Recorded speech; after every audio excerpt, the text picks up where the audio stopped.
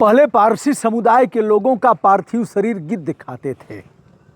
अब न पारसी रहे और ना ही गिद्ध, दोनों लगातार अल्पसंख्यक की भूमिका में होते जा रहे हैं। देश में कुछ हजार की संख्या पारसी समुदाय के लोगों की है। रतन नवल टाटा नहीं रहे। व्यवसायियों में संत थे। राष्ट्र की भावना कूट कूट करके भरी थी। विदेशों से आए थे, अपनी संस्कृति को यहाँ भी अछूड़े रखे। 7वीं शताब्दी में ईरान के क्रूर शासक की क्रूरता से परेशान होकर यह लोग 3 नावों से समुद्र पार करते हुए आ गए थे काठियावाड़। वही काठियावाड़ जहाँ सोमनाथ का पवित्र मंदिर है, काठियावाड़ का वह इलाका है, वहाँ आए थे।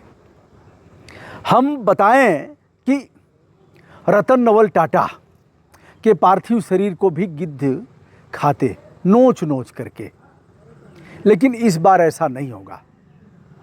इनकी परंपरा रही है कि मानव शरीर लोक कल्याण के लिए बना है और अंतिम सांस लेने के उपरांत हमारा अंतिम संस्कार गिद्धों के भोज से होगा। गिद्ध जमकर दावत उड़ाएंगे, लेकिन ऐसा हो नहीं पा रहा है। बहुत बार हुआ है और लगातार होता रहा है। हजारों वर्ष पुरानी परंपरा, जिसे टावर ऑफ साइलेंस कहा जाता है, उस परंपरा के आधार पर इसे लोग करते थे। आप कौन सी परंपरा अपनाएंगे? अगर हिंदू धर्म में देखा जाए तो 3-4 परंपराएं चलती हैं। पहली परंपरा, शव को मुखाग्नि देकर अग्नि के हवाले कर देना, जिसे दाह संस्कार कहते हैं। दाह, दहन, अग्नि दहन कर देगी, सब कुछ खत्म हो जाता है, थोड़ा बहुत जो बचता है उसे।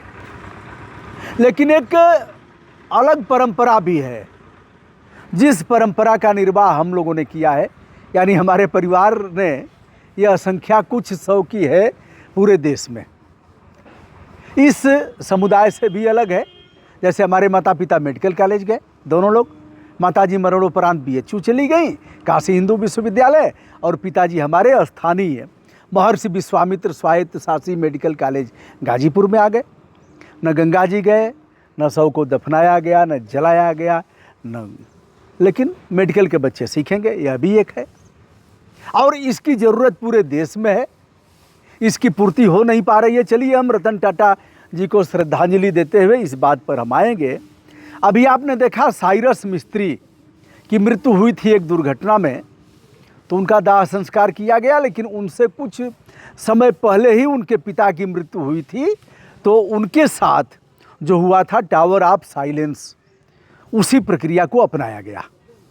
अब टाटा के साथ ऐसा नहीं होगा, कारण कि गिद्ध नहीं रहे।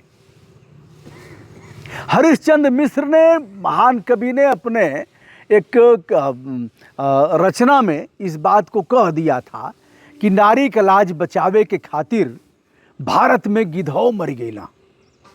गिद्ध कभी माता जानकी को रावण हरण करके ले जा रहा था तो उन्होंने विलाप किया, और उस विलाप को सुन करके एक पक्षी था जिसने लड़ करके रावण को मूर्छित कर दिया था। रावण जैसे आसुरी प्रवृत्ति के महाबलशाली की ऐसी की तैसी कर दिया था। वो गिद्ध नहीं रहे। गिद्ध को किसने मारा? गिद्ध को मारा ब्रजभूषण दुबे ने। गिद्ध को किसने मारा? ब्रजभूषण दुबे ने। गिद्ध को किसने मारा? हमारे DM ने। गिद्ध को किसने मारा? हमारे CM ने, वर्तमान CM ने और पूर्ववर्ती तमाम CM ने। गिद्ध को किसने मारा? हमारे सम्मानित PM ने। गिद्ध को किसने मारा? कोर्ट ने। गिद्ध को किसने मारा? किसानों ने। गिद्ध को किसने मारा? हमारी गंदी आदतों ने। लेकिन सबसे पहले किसने मारा? ब्रजभूषण दुबे ने। आपको याद होगा, जो हमारी उम्र के लोग होंगे, हमसे कम उम्र के होंगे, किस तरह से कोई पशु मरता था, गिद्ध मंडराते हुए आते थे, सड़ी गली खाते थे, रोग से बचाते थे, पर्यावरण के सबसे यथेष्ट और आदरणीय मित्र थे। खत्म हो गए साहब, खत्म करते जा रहे हैं। कौवा भी कुछ दिन में खत्म हो जाएगा। अब चील रह गए हैं, कौवा रह गए हैं, वह नोच नोच के खाएंगे। ऐसे में यदि रतन नवल टाटा का पार्थिव शरीर रखा जाएगा और कई दिन अब गिद्ध तो घंटों में ख़त्म कर देते थे, एक आध घंटे में नोच नोच करके उनको ऐसे करके खा जाते थे। अब वो है नहीं तो कई दिन तक ऐसे ही पार्थिव शरीर पड़ा रह जाएगा। तो दोस्तों अब 3 संस्कार हो रहे हैं। पहला संस्कार यह है कि शव को जला दिया जाए, दूसरा संस्कार यह है कि शव को दफना दिया जाए, तीसरा संस्कार यह है कि शव को जल प्रवाह कर दिया जाए। लेकिन एमसी मेहता बनाम यूनियन ऑफ इंडिया के मामले में माननीय सर्वोच्च न्यायालय का मील के पत्थर जैसा विनिश्चय कि मनुष्यों की लाशें और मरे हुए पशु गंगोत्री से लेकर गंगा सागर तक 2525 किलोमीटर की दूरी तक कहीं जल प्रवाह नहीं किए जाएंगे, न मरे हुए पशु न मनुष्यों की लाशें। और यदि ऐसा है तो सर्वोच्च न्यायालय के महत्वपूर्ण आदेश का उल्लंघन होगा, कंटेम्प्ट होगा, और यह आदेश समस्त नगर पालिका परिषद, नगर पंचायत और नगर निगमों पर अधिरोपित होगा, जहां से होकर गंगा प्रवाहमान होती हैं। अब हजारों साल पुरानी परंपरा जो सूर्य की रोशनी होती थी, मांसाहारी पक्षियों का दावत होता था, अब वह चीज़ें ख़त्म हो गई, इनकी संख्या बहुत कम हो गई है। हमारे जनपद गाजीपुर में भी एक पारसी परिवार रहता था जो मेडिकल स्टोर होता था। हम भी दवा लिए थे, रात को हम लोग, फ़ोन का समय नहीं था, चिल्लाते थे तो वह लोग रात को जगते थे। शायद एक ही परिवार था जो दवा देता था, तो हम पर्ची भेजते थे उसी में रख करके, तो ऊपर से बाल्टी से हमारी पर्ची जाती थी, बाल्टी लटकाते थे, फिर हम उसमें वह भेजते थे कि इतना पैसा भेजिए, तो वह पैसा भेजते थे और फिर बाल्टी आती थी, उससे वह दवा भेजते थे।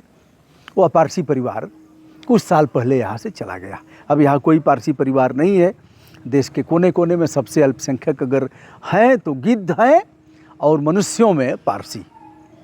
तो दोस्तों यह रहा। अब फिरोज गांधी, यह भी पारसी थे। बहुत से लोग मुस्लिम कहते हैं, तो यह पारसी थे। इनका भी दाह संस्कार किया गया था। इन्होंने कहा था कि हमारा दाह संस्कार हिंदू रीति रिवाज के साथ होना चाहिए। राजीव गांधी जो सबसे बहुत कम उम्र के थे, अभी बच्चे थे, उन्होंने फिरोज गांधी को मुखाग्नि दिया था, वह भी पारसी थे। तो दोस्तों रतन टाटा के लिए हमारी विनम्र श्रद्धांजलि। अहनावेती का पूरा पाठ होगा, यह उनका शांति पाठ है जिसका तरीका होगा, और रतन टाटा अग्नि को समर्पित कर दिए जाएंगे। प्रधानमंत्री नरेंद्र मोदी जी से लेकर के हमारी आदरणीय president of India Draupadi Murmu ji, Amit Shah से लेकर और तमाम सिने जगत की हस्तियों के अलावा कोई बाकी नहीं है जिसने रतन टाटा के मृत्युपरांत श्रद्धांजलि न दिया हो। 86 वर्ष की उम्र में उन्होंने अंतिम सांस लिया है। दोस्तों मैं हूँ ब्रजभूषण दुबे। न गिद्ध रहे न पारसी। गिद्ध कैसे होंगे और पारसियों की संख्या कैसे बढ़ेगी, यह एक सोचनीय और विचारणीय प्रश्न है जिसका जवाब मैं आपसे चाहता हूँ।